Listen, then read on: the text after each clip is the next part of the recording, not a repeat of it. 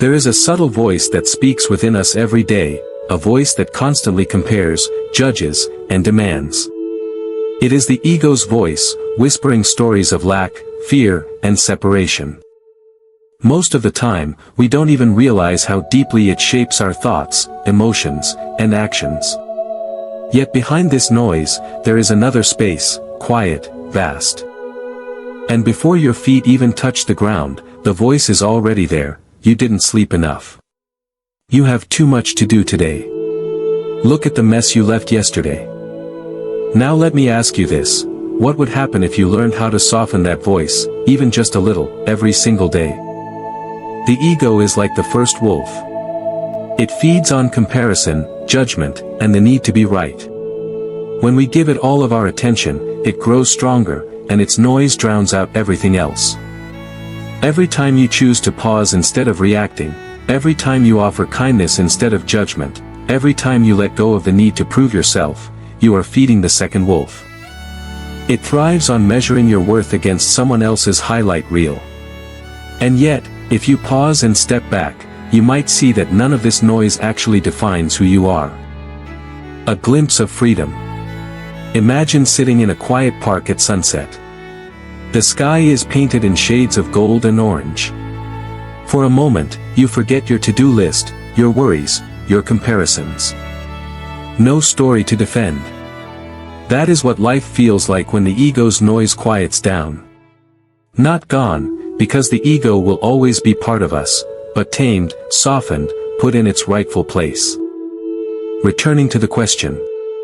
So I return to the question I asked earlier: what would happen if you learned to soften the ego's voice each day? Perhaps you'd begin to see the world with clearer eyes. It doesn't happen overnight. But like the elders' wisdom teaches us, it depends on which wolf you choose to feed every single day. A gentle practice. Here's a small practice you can try. The next time the inner voice shouts, "You're not enough," take a slow breath. Instead of fighting it, simply notice it. Say to yourself, "That's the ego speaking." Then ask, what the Buddha taught about ego. In the teachings of the Buddha, what we often call the self or the ego is not seen as an enemy to be destroyed, but as an illusion, a very convincing illusion. Deeply rooted in how we perceive and experience life. From the moment we are born, the mind is trained to say, "I, mine, for me." Every thought, every feeling. It is a temporary combination of body, sensations, perceptions, mental formations, and consciousness, 5 ever-changing streams. Much like 5 rivers flowing together under one name. Think of looking into a mirror. What you see is not you, it's just a reflection. It appears real, but it's not your actual being. The ego is the same. It shows up in your experience. But it is not who you truly are. When you cling to it, you're mistaking the shadow for the substance, the waves for the water. In daily life, the ego whispers, "I must be better. I need recognition." But the moment we pause and see that voice for what it is, a passing thought, a temporary cloud, the grip loosens. In that pause, a door to freedom opens. The more we fear losing it, the more we decorate it, the more fragile it feels.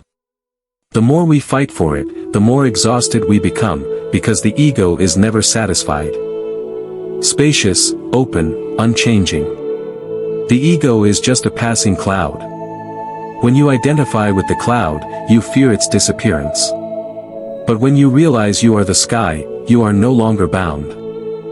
Then no praise or blame, no gain or loss, no success or failure can shake us. There is a story of a man who once asked the Buddha, "Where can I find my true self? Is it in my body, in my mind?" The very first thing we do is reach for the phone. Before our feet even touch the ground, our minds are already pulled into emails, messages, news headlines, or the endless scroll of social media. Without realizing it, we hand over our attention, and our peace, to the noise of the world. But what if the first moment of the day was sacred? What if, instead of rushing into the chaos, the light of the morning just beginning to touch the walls? Before doing anything else, place one hand gently on your heart and take a slow, deep breath. Feel the air filling your lungs. Even if the night has been long and filled with restless dreams, the moment the sun rises, darkness naturally fades. In the same way, when you bring awareness to your first moments of the day, the shadows of worry, self-criticism, and doubt lose their grip. There's a story of a monk who was once asked how he maintained his calm presence, no matter what challenges came his way. He replied, "Every morning, before I begin my day, I remind myself, I am not the storm in my mind. I am the sky that holds it." Instead of being dragged by the current of stress, you plant your feet firmly in stillness before you take your first step. Think of it like this: your mind is like a garden. There is a calm ocean of awareness waiting for you. And as you repeat this day after day, your mornings stop being something to get through, and instead become a doorway to freedom. Over time, before you let the noise of the world in, take a breath. Place your hand on your heart. And whisper to yourself, I am not my negative thoughts. I am more than the stories in my mind. Today, I choose awareness. That small choice is not just a morning ritual, it is the first step toward a life lived with clarity, compassion, and freedom. Practicing gratitude against ego's complaints. The ego is never satisfied. It always whispers, more, better, different. It compares, it complains. And it convinces us that happiness is just one achievement, one possession, or one approval away. But here's the truth, no matter how much we chase, the ego will always move the finish line. Every morning or evening, write down 3 things you are grateful for. They don't have to be big. In fact, the smaller, the better. The warmth of your morning coffee. The laughter of a loved one. The same way water carves through rock over time, gratitude reshapes the pathways of the mind. It teaches us to pause before the ego says, not enough, and instead whisper back. Gratitude thrives on abundance. When you choose gratitude, you're not denying your struggles, you're remembering that even in difficulty, life offers small lights to guide you through. So tomorrow morning, before the ego starts listing what's wrong, pause. Take a breath. Write down 3 things that bring you a sense of appreciation. Do this daily, and you'll see. Take just 1 minute to remember this truth, everything changes. It sounds simple, but it is one of the most powerful teachings in life. Impermanence, the fact that nothing lasts forever, is both the source of our suffering and the key to our freedom. The ego clings to permanence. It wants things to stay the same, people to never leave. When we resist this truth, we suffer. The ego says, hold on tighter. Don't let this go. And yet, the tighter we grip, the more pain we feel when change inevitably arrives.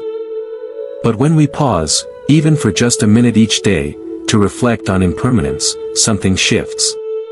We begin to see that clinging is not necessary. We don't own the people we love. You also appreciate it more deeply. You lean in to notice its color, its fragrance, its softness. Because you know it won't last, you cherish it fully. Almost too simple, but this small shift in thought carries a profound transformation. When we send out these silent blessings, something happens inside us. The walls of self-concern begin to crack. Think of the last time someone truly wished you well, not because they wanted something from you, but simply because they cared. That feeling of warmth, of being seen, has the power to heal. The ego's voice fades, and what remains is something quieter, yet infinitely stronger, the gentle presence of the heart. If you begin to weave this practice into your daily life, you may notice that situations that once triggered anger or defensiveness no longer carry the same weight.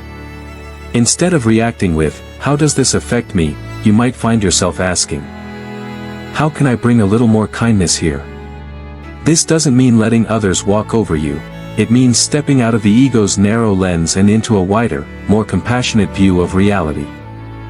You rediscover a truth that the ego hides, the deepest joy comes not from grasping for ourselves, but from wishing others well. Evening reflection, releasing the day. As the day comes to a close, there's a quiet invitation waiting for you, a chance to release the weight you've been carrying. So much of that heaviness does not come from what others did or what happened, but from the stories the ego told you about it. Maybe someone spoke sharply, and your ego whispered, "They don't respect me." Maybe you failed to finish a task, and the ego declared, "I am not good enough." These voices stick to you like dust throughout the day. But the evening is a sacred pause, a soft threshold between what has been and what has not yet arrived. It is here, in this moment, that you can set down the burdens of your ego. Before you fall asleep, take a breath, slow, deep, and kind. Close your eyes and bring to mind one moment that unsettled you today. Perhaps it was an argument, a disappointment, or even a small frustration that kept replaying in your head. Don't push it away. Hold it gently, as if you are holding a fragile object in your hands. To cling. You are not saying the event didn't matter, you are simply choosing not to let it own your peace as you drift into rest. Each evening, when you practice this small ritual, or self-criticism into your dreams, you would carry only spaciousness. Your sleep would no longer be clouded by unresolved noise. And in the morning, you would awaken with a heart that feels softer. It is the courage to say, "This story does not define me. This wound does not own me. This thought does not imprison me." As you rest your head on your pillow tonight, remember, the day has done what it came to do. Its lessons are already within you. You don't need to carry the echoes of its struggles into tomorrow. Take one last breath, smile softly, and release. That is the gift of this simple evening reflection, a gift of freedom, silence, and peace that no one can take from you. 8. Journaling doesn't require hours of effort, just 5 minutes at the end of the day can shift your perspective. And the beauty is, you don't need to fix or solve every thought. Don't fight it. Simply pick up your pen, write it down, and watch it lose its grip. The page will hold your ego so you don't have to. And in that small, simple act, and simply notice your breathing in. Exhale, and notice your breathing out. That's it. Nothing complicated. At first, your mind may rebel. Thoughts will rush in. The ego will whisper. You feel a spaciousness within, a quiet presence that doesn't need ego stories or labels to exist. 5 minutes may seem small, but practice daily, it becomes a powerful habit. Is our relationship to that voice? Instead of being pulled into its endless commentary, we learn to listen without obeying, to notice without reacting, to breathe without grasping. Imagine your life like a river. Most of the time, the ego acts like a storm on the surface, whipping up waves of doubt, fear, comparison, and judgment. You can spend your whole life tossed around by those waves, never knowing that beneath them lies a vast depth of still water. Daily practice, whether it's pausing to breathe in the morning, in the small moments when you choose awareness over autopilot, compassion over self-absorption, presence over distraction. Each small practice is like planting a seed. At first, you might not see much change. The mind may still chatter, the ego may still complain. But over time, those seeds take root. You begin to notice a subtle shift, your reactions soften, your heart opens. And the space between you and your ego's voice grows wider. Let me share a simple story. A young man once asked a wise teacher, "When will I finally be free of my ego?" The teacher smiled and said, "When you stop asking that question." The student was puzzled. The teacher continued, "The ego is not something you erase. It is something you learn to see clearly. When you see it, it loses its power. This is only a thought, passing through like a cloud across the sky.